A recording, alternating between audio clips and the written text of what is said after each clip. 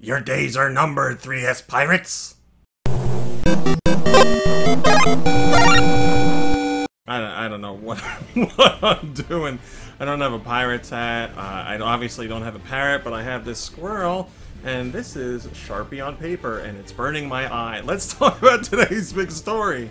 For July 31st, 2018, we're talking about pirates, software pirates, in particular on the 3DS. Yesterday, Nintendo put out a firmware update for the 3DS.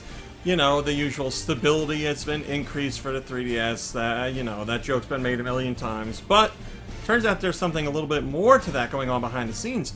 Nintendo has actually implemented some piracy protection on the 3DS, and it's the exact same piracy protection they enacted on the Switch a few weeks back.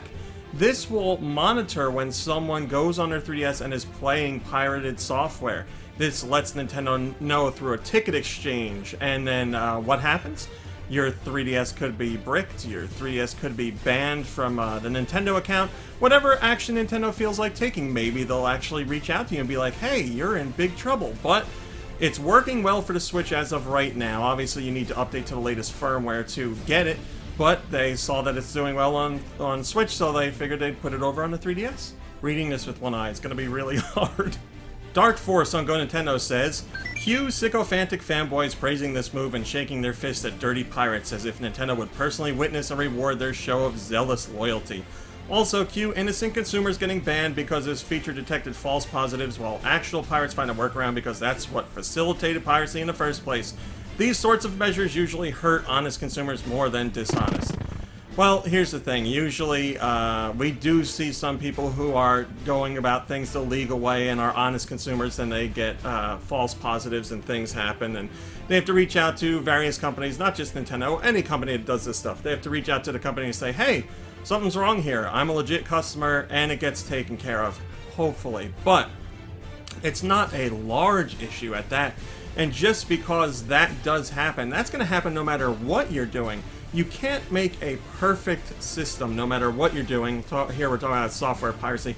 You can't make a 100% foolproof way to block this stuff and only get the bad guys and weed out all the good guys. There's going to be stuff like this that happens, but just because you can't make 100% foolproof software or detection methods doesn't mean you shouldn't try at all. And on top of that, I think that fans of Nintendo who are happy to see this kind of stuff happen, happy to see that Nintendo's cracking down on this stuff and pirates are getting taken out, I don't think they're doing it because they're hoping Nintendo, like, reaches out to them and is like, you're such a good person, thank you for buying our products. I just think they feel that people should pay for their software.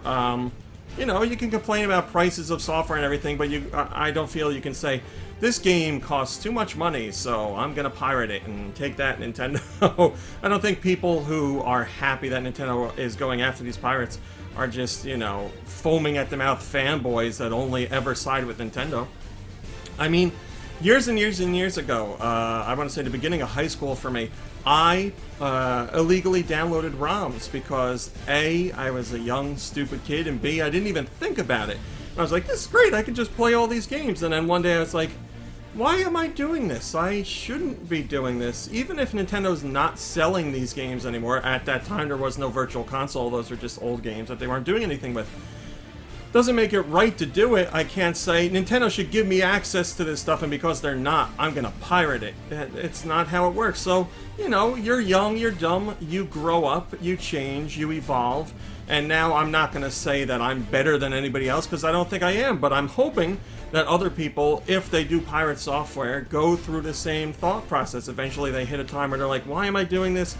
Is this right? Is this fair? Is this what I should be doing? And they move away from it. Obviously, it's been a very long time since I've done that. I'm very against that scene, but I came from a place where I wasn't really thinking about it, and I was just like, I want to play games, and that's that. So hopefully more and more people evolve to that point, or I don't want to say evolve, but get to that line of thinking, and they're like, maybe I shouldn't be doing this.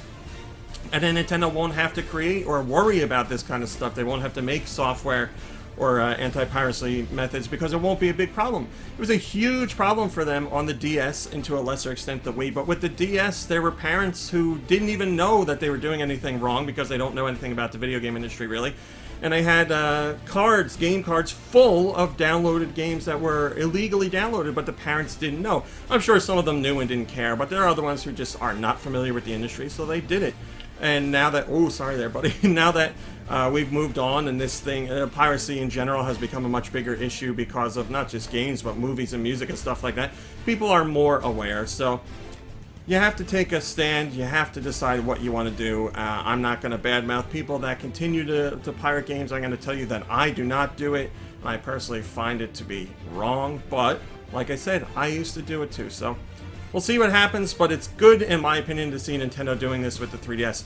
Hopefully, it'll stave off any further developments on the piracy front with the 3DS, because I know it's not a huge issue like it was on the DS, but it certainly is an issue.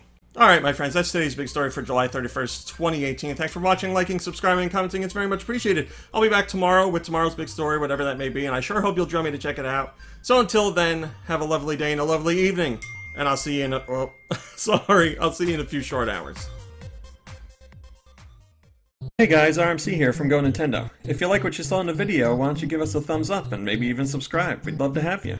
If you want to see what else we're up to, you can check out GoNintendo.com for 24-hour Nintendo news.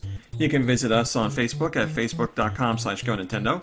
You can check us out on Twitter at twitter.com/GoNintendoTweet. And we're even over on Instagram at instagram.com/GoNintendo. I put all the links in the description just to make it easier for you guys to follow. Thanks a lot.